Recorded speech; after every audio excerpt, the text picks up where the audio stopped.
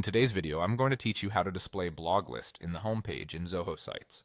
By the end, you'll have a live, automatically updating list of your latest posts out right on your homepage using a simple embed. Zoho Sites doesn't include a built-in blog list widget for the homepage, so we'll use a small workaround. Start by opening a service like RSS feed widget in your browser.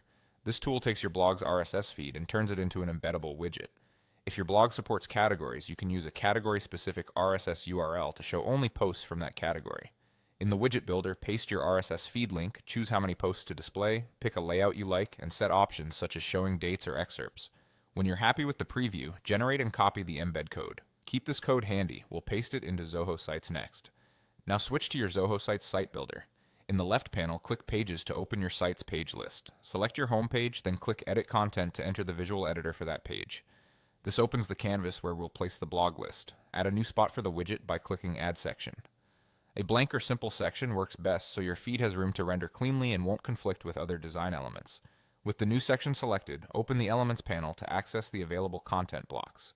From Elements, choose Code Snippet. This is the block that allows you to embed custom HTML and scripts. A code window will appear. Paste the embed code you copied from the RSS widget tool directly into this window. If the widget offers width or height settings, you can keep them as is, or adjust them to fit your design. Many widgets are responsive by default, so leaving width at 100% usually looks great on desktop and mobile. When the code looks good, click OK to insert it into the section.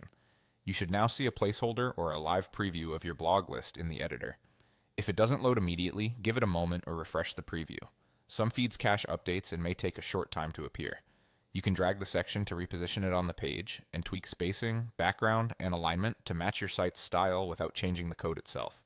That's it. You've embedded a dynamic blog list on your homepage using an RSS widget and a simple code snippet in Zoho Sites.